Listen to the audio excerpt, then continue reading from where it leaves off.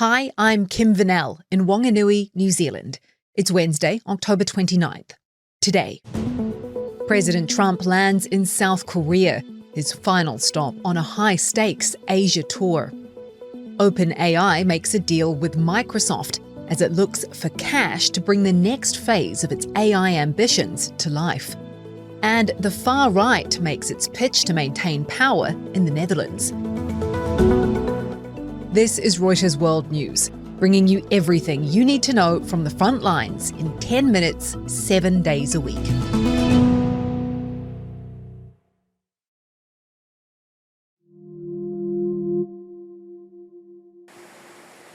Hurricane Melissa has made landfall in Cuba, along with warnings of life-threatening flooding on the island, prompting the evacuation of 750,000 people. Its path leaving a trail of destruction in Jamaica, the extent of which is only now becoming clear. Melissa made landfall there with winds topping 185 miles per hour, the strongest cyclone ever to hit the island. In St. Elizabeth, homes were left in pieces, with pylons strewn across roads, leaving more than 500,000 people without power. The hurricane has weakened slightly to a still very powerful Category 4 and is slow-moving, meaning more potential for damage. The US National Hurricane Center is still warning that, quote, total structural failure is still likely in Melissa's path. Follow along on Reuters.com or the Reuters app for developments. US President Donald Trump has arrived in South Korea for the final stop of his Asia tour. He's set to meet with President Lee Jae-myung, with trade talks topping the agenda. Our deal with the Republic of Korea will be finalized very soon. The two countries struck a deal in August to avoid steep tariffs, but negotiations over $350 billion in South Korean investments meant to keep those tariffs at bay have stalled. Just hours before Trump's arrival, North Korean state media says Pyongyang tested a nuclear-capable cruise missile. Trump has made repeated calls for a meeting with North Korean leader Kim Jong-un, but no word yet on whether that's something Kim is up for. Trump will, however, sit down with China's Xi Jinping on Thursday. I think we're going to have a deal. I think it'll be a good deal for both. To Gaza now, where a woman screams over the body of a loved one killed in new Israeli airstrikes. The hospital in Khan Yunis once more treating the injured, including children. It's yet another test of the fragile Gaza ceasefire brokered earlier this month by US President Trump. Israel hasn't commented on these specific strikes, but has accused Hamas of violating the ceasefire agreement. Hamas's armed wing, meanwhile, says it's delaying the handover of a recovered hostage's body as a result of Israeli attacks. The group is also warning any further escalation will hinder search efforts and slow the return of Israeli soldiers' remains. Microsoft and OpenAI have struck a new deal that clears the way for the ChatGPT maker to go public. It replaces their original 2019 agreement, which saw Microsoft invest in OpenAI in exchange for exclusive rights to provide its computing power and a right of first refusal on new AI services. As Reuters tech correspondent Deepa Sitharaman explains, the restructuring gives OpenAI freedom to pursue some ambitious plans. At a fundamental level, OpenAI and Sam himself, they're talking about AI as a potential mechanism for overhauling the way society just functions. They talk about this could change the way human beings work, the way they learn, the way they live.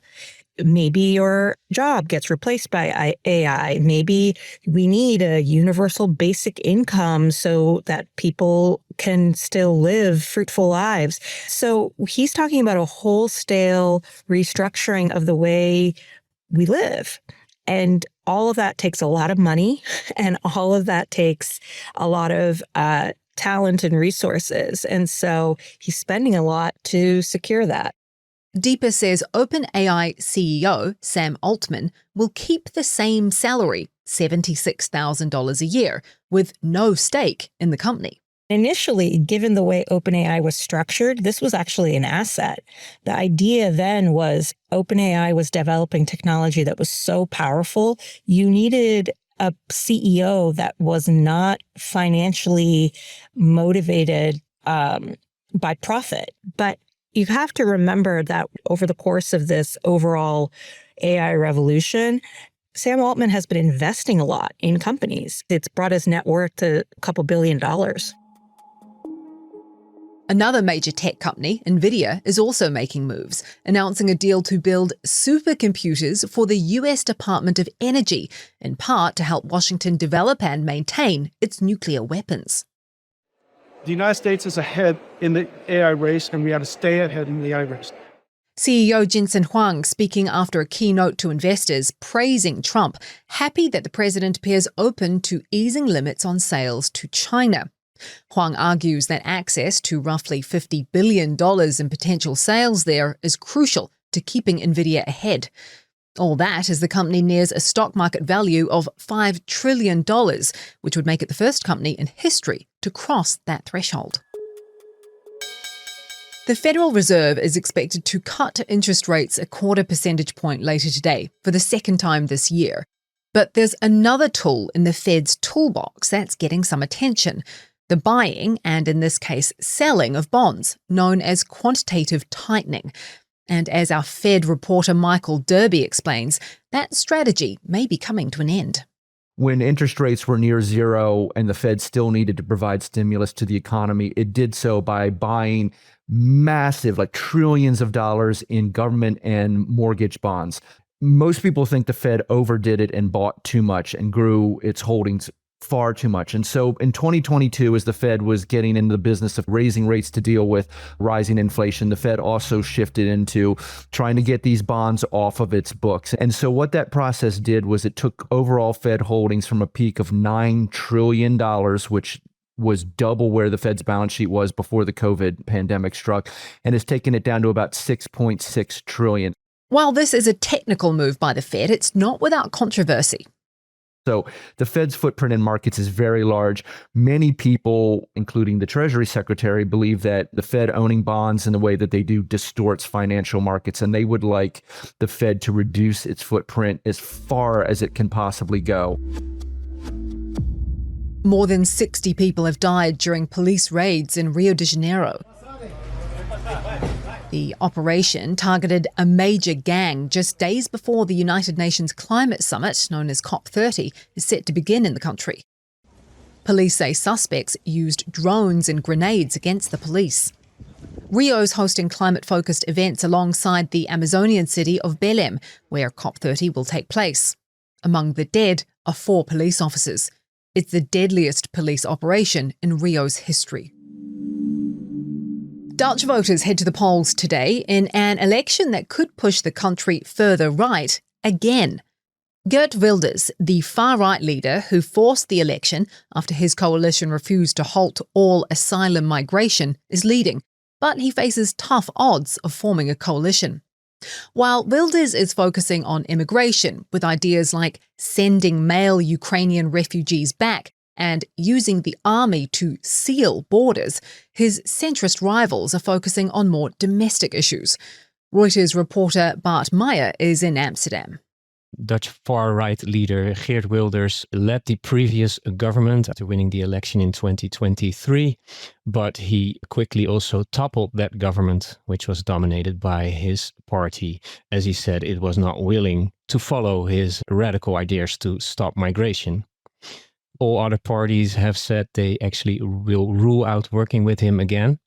But parties on all sides have tried to portray that they will not work with the other side, trying to win voters for their preferred coalition. So we would probably see parties first try to form a more center-left government or center-right. But both might come up short to actually have a majority.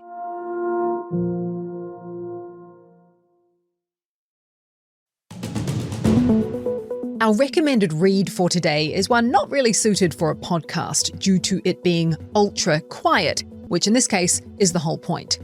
NASA has tested its experimental supersonic jet designed to break the sound barrier with little noise, paving the way for supersonic and therefore much faster commercial air travel. We'll put a link to that story in today's pod description. For more on any of the stories from today, check out Reuters.com or the Reuters app. Don't forget to follow us on your favourite podcast player. If you're listening on a smart speaker, just ask for the latest news from Reuters 7 days a week. We'll be back tomorrow with our daily headline show.